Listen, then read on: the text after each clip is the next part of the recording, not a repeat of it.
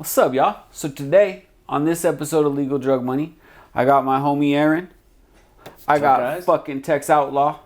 Today, we're going to be talking about sports, drugs, money, the kind of the combination and how they all come together. So I brought my man Tex Outlaw, an expert in all fields, everything, sports. So he's here to really give it to us how it is. Thanks for tuning in, y'all.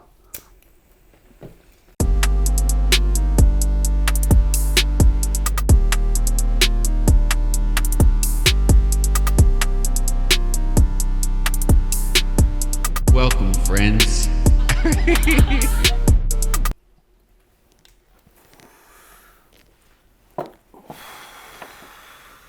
Alright, so first, how is it?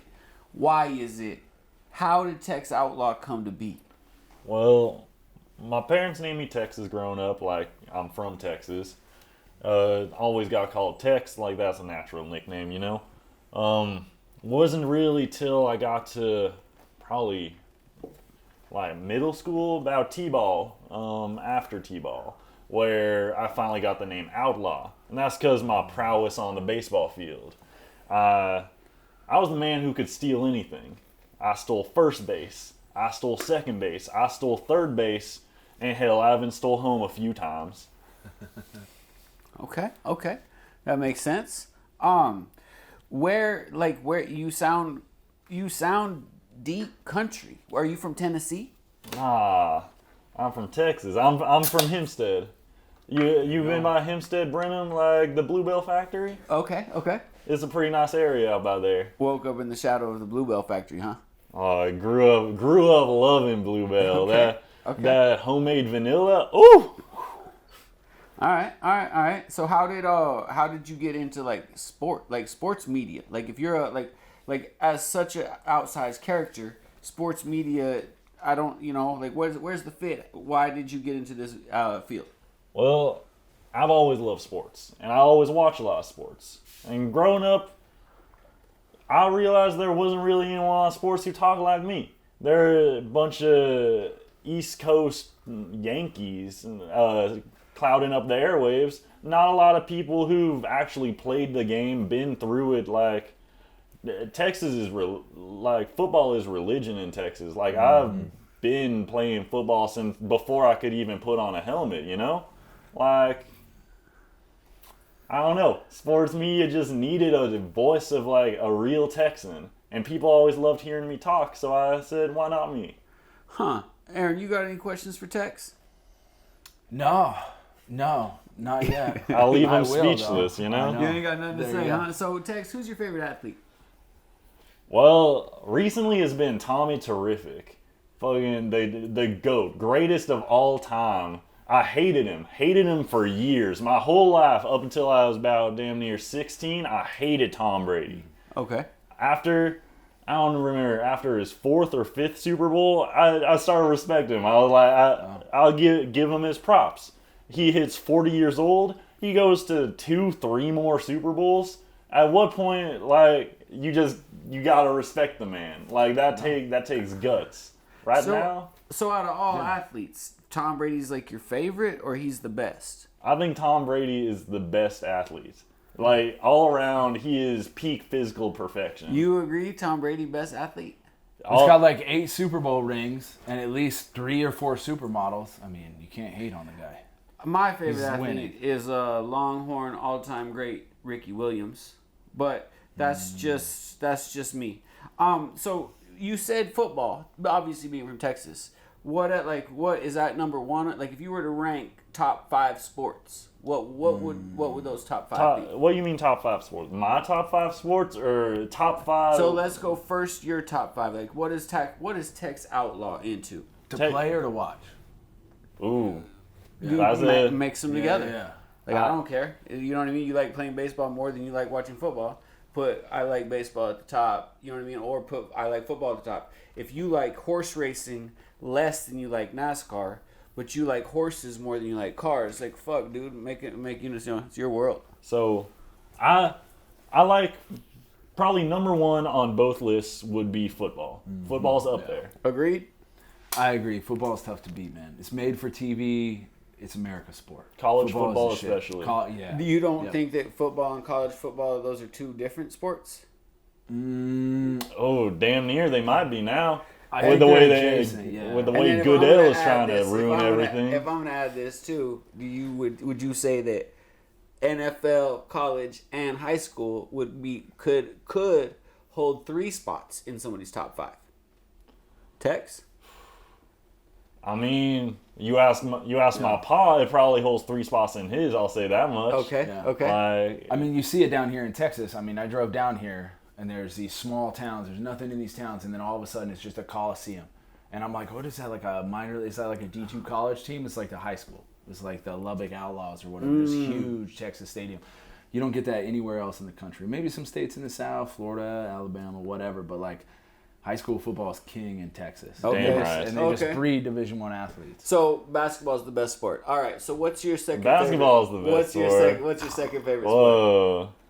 I don't know nothing about no basketball. No, dude. All right. Look. What's your second favorite sport? Second, I gotta choose. If I'm not, can't choose college football. Okay, so NFL we're second. just gonna go ahead and Football's lump one. Football as together. one. Okay. Second favorite to play, I gotta give it to rugby. Rugby is football, but more aggressive. What about you can't like it's hard to gamble on rugby, right? Like you got to know like it's hard to watch, it's hard for us in our markets to be able to really get into rugby. So Well, is it's it like playing soccer. rugby? Playing rugby overcomes the rest of the sports atmosphere for you? At a number 2 rugby for you, like you'd rather play it than watch any other sport. That's tough. I think so. Like the only iffy area, like I love watching me some UFC, some boxing. Like, but I can't do any of those sports. Like I'm not gonna play those sports, but those are probably up there for the most entertaining sports to watch. Definitely don't. Okay. And you can't play All right. UFC. You can't play fighting. And you said Damn rugby, you right. like playing rugby because you like to like throw a ball and hit people. Exactly. Okay. What's your number 2? My number 2, again, like Tex Outlaw, I like the UFC, but like I most certainly can't participate in the UFC. Like I've rolled around and done jiu-jitsu, but you can't do it at that kind of level. I mean, I don't know. I'm starting to like lacrosse. They have Lacrosse a professional is number lacrosse 2. league. Yeah, dude. My son plays lacrosse. Talk It's about legit, some Yankee dude. fucking bullshit. Okay, I so know, I'm sorry. the number 2 sport is soccer. A goddamn almost a European with that one. Soccer's the number 2 sport. So now Tex, what's your number 3? Number 3 is basketball. I clowned on you for basketball number 1 because how are you gonna put that above football? But in terms of it is the best sport to watch. Yeah. I think it is the most fast-paced and like action-packed out of any of the sports. Like even football, college football, like there's breaks. Basketball is nonstop, just like go. Like crazy shit could happen at any time. And Okay. is that the WNBA or the NBA?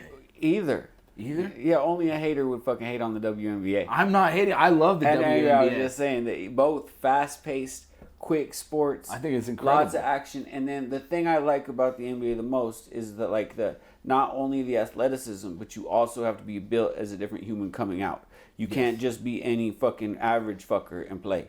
You have to be extra tall. Like you don't have it's not required, but like once you're above a certain height, you meet this threshold to play in this thing that most people can't meet, and even tall people can't meet. So you have to have a genetic gift and talent and like a work ethic to play NBA. Okay, You know, so if you're you over said- 7 foot, it's Yeah. more likely you've played in the NBA than you're a doctor. Well, that's crazy. Okay. That makes sense. All So right. are you So- saying that people below 7 feet are stupid? I'm saying Or that they people, can't jump people above 7 feet are stupid. You ever seen Shaq talk? Come on. Hey, so number 3 NBA for Tex. Number 3, Aaron. Let's see. So we got football, UFC, Yep. lacrosse. I don't know about a number 3. Oh, you are NASCAR probably. you I like to already- watch you NASCAR. put UFC second. I thought you put lacrosse second. UFC you second, did. but So I you- can't play. Oh, I can't so play lacrosse UFC. is your 3rd. But I like NASCAR. No, you don't a have lot to for play. that. It's just sport. It's just your favorite sport. UFC for Okay, sure. so UFC I is got you. by Number far the 3 most UFC. entertaining. We got what you like. I got it. 'Cause Number three is UT football. That's the number 3 best sport. Okay, Tex, what's Yeehaw. your number 4? I mean, I love me some Stros. Like I hate Astros baseball. Let's go. Yeah. I don't watch baseball. Let's all be honest, it's a shitty sport to watch. Up until this past year, this rule change where they made the pitch clock 30 seconds. I thought I would hate it. I'll be honest. I thought I would hate it. Thought it would ruin the game. But ever since they did that, average time is like 2.5 hours a game. That's wild. It makes baseball games watchable. It's just moving. I definitely think baseball's having a renaissance. Who is there's a new player, I can't remember. I believe he's Japanese. Shohei Ohtani. Dude, but he's like a pitcher. He's baseball and the best Jesus. Hitter. Like, he's unreal. Like, he does everything. They're saying he's like the next Babe Ruth. He's something? better than Babe Ruth ever Dude, was. Like, I feel such immense joy every time I get to watch him play because I'm like, you're watching history every time he does anything. Like, he had a no-hitter, like a shutout or something earlier this month, and then hit 2 home runs in the next game. That's what I'm saying. The kid bats like 360, dude. It's unreal, man. It's unreal. I think baseball's a trash sport, but let's move on. So, the NBA has recently legalized marijuana for their players. Mm-hmm. Now any player doesn't have to submit to a drug test anytime. Tex, can you tell me about what you know about this? So, they just recently signed a new CBA. Now, CBA, for those uninitiated, stands for Collective Bargaining Agreement between the NBA players and the NBA owners. What that agreement they signed negotiates contracts, increases, things like that.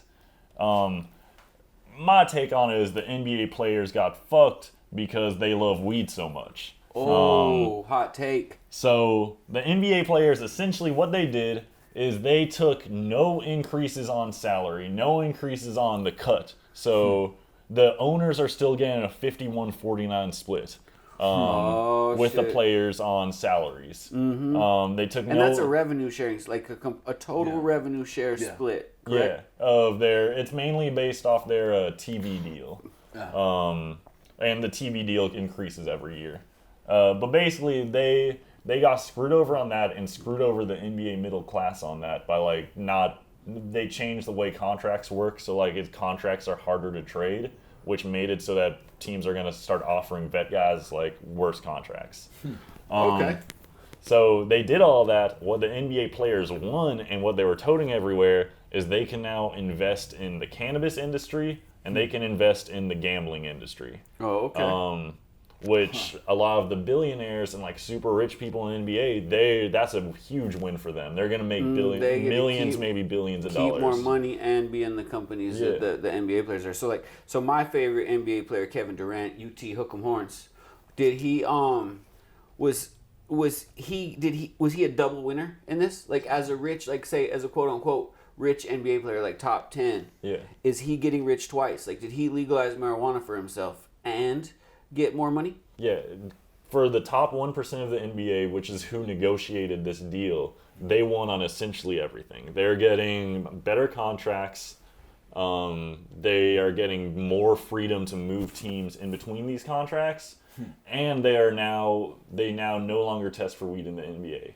Kevin Durant, it's funny you mention him because specifically he went on an Instagram Live and he said he was joking about this thing and he was like, man, everyone in the NBA smokes already. Mm-hmm. He's like, you think people in the NBA don't smoke? Mm-hmm. And I'm pretty sure that's the same through all the sports. Aaron, what do you think? Do you have you've heard about this NBA thing? I think or the idea that they're not even if you didn't want to get as complex as Tex over here, do you think it's a good thing that they have now allowed the players to consume cannabis? I think it's smart because I think what we miss is in the NBA season. So in the football season, you have one game a week, but the NBA season, you're playing back-to-back games. So, recovery becomes a big play. And the NBA players were always talking about recovery. So, there's a potential for them to be actually better players and present a better product on TV. And also, no pun intended, but it seems like they're betting on themselves, right? So, if they can invest in gambling now, which is a huge multi-billion-dollar industry we've already seen, the cannabis industry is emerging. So, I'm sure they're going to be early adopters into the cannabis industry. So, while they might be taking a short-term pay cut, I think the recovery and, clearly they're using cannabis for some reason. And these are most like elite athletes in our country, so there's a purpose. Like, and their union voted on it. Yeah, so it seems to me like they're betting on themselves, and there might be less upfront money, but it seems like there's a lot more potential. So especially for the people that negotiated that top 1%. So it seems to me like they're betting on themselves. So okay, I think it's great. Okay, I love strong feelings, guys. I like it. So Tex, tell me about what I'm first. I have 2 questions. I'm going to kind of ask them at once. I'm going to ask it at once. So football, who's your favorite stoner football player, and let's just answer that one first. Easily Aaron Rodgers. That man talks openly about his experiences on hallucinogens like mushrooms and DMT and how those change his life. Mm-hmm. And like he looks like an average guy. He's just a fucking savant and can throw the pigskin 60 yards without even moving. Like Aaron Rodgers to me is weird because he's like he's real arrogant for somebody who's done what he says he's done. You know what I mean? Like when he goes off to like, you know, and I'm sure you have to have a certain fucking persona and swag to be an NFL quarterback, but like he goes on these ayahuasca journeys or these like these dark and silent retreats. Mm-hmm. But like, and you come out of it and you're still kind of the asshole that you were before. You know what I mean? So even though he's like, he seems to be enlightened in one way, in another way he still seems like he's having a hard time adjusting to being like a regular person. But I think he's not a regular person. Like like a Tom Brady type. You're the starting quarterback of the New York City football team. Because now he's on the Jets. Like you are biggest name in the biggest city like in the country. He can like you're. So what humility looks for him is different than what humility looks for me. Yeah, for him, humility is him saying I'm better than everyone else, but I still listen to everyone else. Like that, that would be pretty good for him. Like, because he could very easily just say I'm just better than everyone, and no one can say anything to me ever. I won't take any advice. Like, I think he's open-minded enough to like listen to different things. Okay. I mean, he was drafted late. He backed up behind Brett Favre. Like he paid his dues, as they would say in the NFL, and then he emerges as a superstar. And I think that's kind of rare. I mean, now today, the commonplace seems like first-round draft picks. You know, you start him right away as quarterback. But back in the day when he was drafted, like I'm not sure the exact round, but it was pretty freaking late when he got drafted out of Cal. Sat behind Brett Favre, everything else, and then he emerges like one of these great quarterbacks. And I think that taught him some lessons. But like in the end, I don't know if humility. Like these people are just built different. Like an NFL quarterback is clearly the hardest position in sports. Okay. I think that's unarguable. So you have to have like, you know, almost this like psychopathic, like competitive nature to play. So Aaron Rodgers is just trying to tone it down a little bit. Like it's just like just take the edge off to get himself calm and right before this extreme scenario happens to him. Yeah. And I think his stats were better too after his like infamous ayahuasca trips. Like objectively, I think his statistics were better. So it's like you can put it on paper that he did better. So the Jets are one of my predictions for a team that's going to do better this year. Tex, what are you looking for in this upcoming NFL season? Well, obviously the Jets, they got a top defense in the league, and now hopefully they finally have a quarterback. Like I can't imagine Aaron Rodgers is going to fall too far from grace. Yeah. I love me some Bengals. I love Joe Burrow. I think it is at least a 50% chance the Chiefs win the AFC this year. I think it's about 50% chance every year. When you have guaranteed the best player on the planet, no matter like every game, like you're gonna be in that given those opportunities. NFC, I don't really know who I got in the NFC. I think the Niners are gonna be nice. Always. Bills. Bills AFC. Shows me what I know. Who knows? Niners. I think the Eagles gonna run it back. I think the Eagles have a nice team. Okay. I think the Texans, Super Bowl champion. If I had to put money on it, I'd say Chiefs. I'm with that too. It seems like the playoffs are going to look a lot like they did last year. Yeah, it really does. I don't see any emergent like powerhouses. I will only say that if Joe Burrow is what people think that he could be, I wouldn't count him out. Cincinnati. Joe Burrow got hurt though. He strained a calf or something. But I don't think he's done. He got hurt in preseason. But I don't think he's done for the year. He's gonna play. Yeah, I think he's got like that kind of like that Tom Brady magic, a little bit. Like he comes Joe like Burrow's the truth. I know he's not like a late round pick like Tom Brady was, but it's like he's fucking good. So it's like I wouldn't put Cincinnati out, but I'm taking AFC. I'm taking fucking the Chiefs, and then probably taking the Bengals, and then probably after that I'm taking the Bills. After the Bills, I'm taking Aaron Rodgers and the Jets. If I had to go to the top 4. So baseball is as football is cranking up, baseball's on its way down. Aaron, you know shit about baseball? No. So I don't know shit about baseball. We basically more power to you. What I want to know about is, are the Red Sox gonna win? Red Sox probably ain't making the playoffs. Is it gonna be Tampa Bay? Stros are winning it all. Stros are winning the Astros are still the best. The Astros have been in the American League Championship game the last 6 seasons. They've won it 4 out of the last 6 years. Damn. How many World Series out of those? 2. So basically a 2 cut each way. Okay. How do they keep it together in like a non-salary cap league? How do the Astros keep that like? We still have only one. We have one player left on the team from 2017, who was a starter in 2017. Tex, when you say we, like you got some Astros background or something? I love me the Stros. I was voted for Bush. I was at their championship day parade. I saw. Oh, I was right in the crowd, right next to this guy. He had a Lone Star. Chucked it at Ted Cruz's head. Like they ended up arresting the guy for terrorism, but boy was it a pretty throw. Like he had a duck, like it deflected off someone. It was crazy. Okay. So on the Astros, or even any of the famous past Astros, which one of those players you think is the one that smokes the most weed?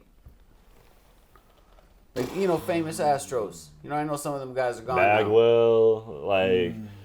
I could see Bagwell smoking. Oh, no, it's not even a question. It's this new guy on the team. His name is John Singleton.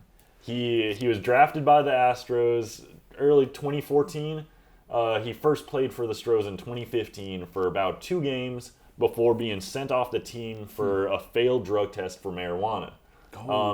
He got sent back to the minors, and he's been in the minors for the last 8 years fighting his quote-unquote weed addiction, because he just couldn't pass like a drug test because he would just like smoke all the time. Okay. He recently just got back up, called back up to the Astros. He's now 32 or something. Oh wow. And had his first home game. He hit 2 home runs and had 5 RBIs. Wow. Is he still is what he's doing sti's still doing good today? Yeah. This was 2 weeks ago. And so he's still playing. He's not getting sent back. He's been the starter in the lineup since then. You don't think he'll get sent back? I don't think he's gonna get sent back. He's a fan favorite, or the fans love him. This is a Tex Outlaw thing. This is not just Tex Outlaw. All the fans love him. Like he's just. It's such a great story. Comeback story. The The comeback story came from smoking weed. All right. Yeah. The last item of agenda I have. I know Aaron, you fucking know a little bit too much about the UFC, so we figured we fucking bring that up. Let me know first of all. Give us the stoner background of the UFC. Like, what do you know? Like, who's the stoners? Who's smoking weed? How does the UFC feel about smoking weed? I think the original trailblazers, for sure, no pun intended, were the Diaz brothers, Nick and Nate. So Nick got suspended in his prime because, like, it's a very short window, just like any professional athletic sport in the UFC. He got suspended, I believe it was after the Anderson Silva fight, which was an epic fight. But he got suspended for 2 years, which is a travesty. And then his little brother just fought Jake Paul for tens of millions That's of Nate? dollars. That's Nate Diaz. Okay, Nick's older, Nate's Nick younger. is the older brother, yes. Got Nate you. is the little brother. So Nick and Nate both smoked big weed always. I can't remember a time when they didn't. Yeah, I seen them on camera. Yeah, they would smoke huge joints and then go do triathlons. I mean, they're just like they're a different breed of people. And obviously I don't find the UFC, never have, never could. But like Nate, his record is questionable. But despite that, like his popularity has never ceased. Like you talk about a comeback story. Like even though he lost by a decision to Jake Paul, he's more popular than ever. And like the how much money you think he made in that Jake Paul fight? 100 million? They say. Whoa. No, they say 20. They say 20 million. But like boxing is notorious. Like they're shady. So if they said 20 million, it's probably 30 to 40, I'm guessing for sure. You think Jake Paul smokes big weed? I don't know. I don't think so. I'm sure he used to. Yeah, I think he used to, but I think he's a little bit too serious and too square. Trying to win. He's like he's really trying to do the thing. Yeah. But you think he could more than his brother like, for sure. Will he continue with boxing, or you think he'll try to make the switch to MMA? To like, you know what I mean? Like he says he's gonna fight Nate in the UFC, which really? They were doing a 1-on-1. Yeah, everybody wants. Yeah, everybody wants to see it. I don't. That would be crazy. You know, it's a trip because Jake Paul. Like, presumably they would have to make the same weight they did in boxing, but Jake is much bigger than Nate, even if they weighed the same. Like, Nate definitely has, like, the dad bod going on. He's a little bit older. I believe he's, like, 37, 38. Probably just thought he could kick the shit out of Jake Paul. But, like, Jake wrestled in high school, which is not, like, necessarily an elite level. But if he has any kind of, like, wrestling or grappling base, it's, like, it's going to be a tough outing for Nate. Because, I mean, he rocked Nate in the 5th round. He knocked him down. But I love Nate Diaz. I mean, Nick and Nate have been trailblazers. And, like, Nate, the older brother, was smoking weed before smoking weed was cool. Like, you know, now Nick will get on stage and he'll literally, like, in the post-fight conference just blaze up a huge joint and everybody's like, oh, he's the coolest. But, like, his big brother was doing the same thing. Okay. But now you have, like, people like TJ Dillashaw, who's, like, a super square. He wrestled in college. He was, like... You know, never did anything, like never jaywalked, but now he's got like marijuana sponsorships. So but if he's a square, like who would you say quickly? Who's the next UFC stoner superstar?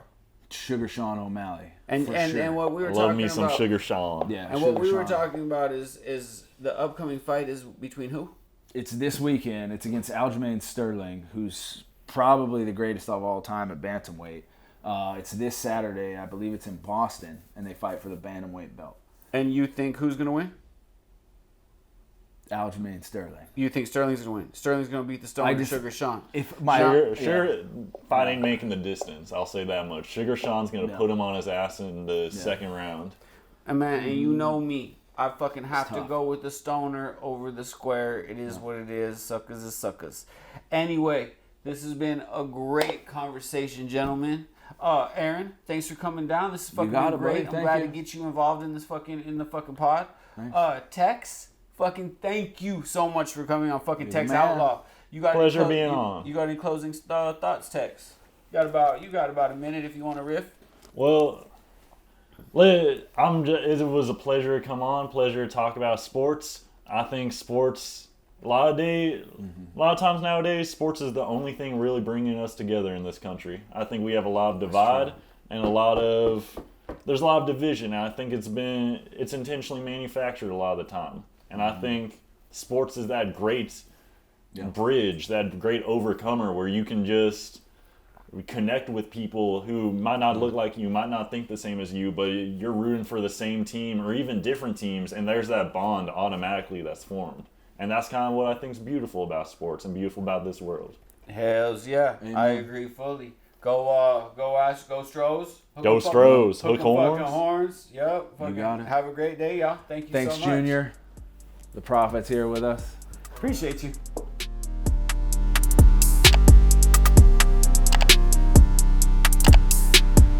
Welcome, friends.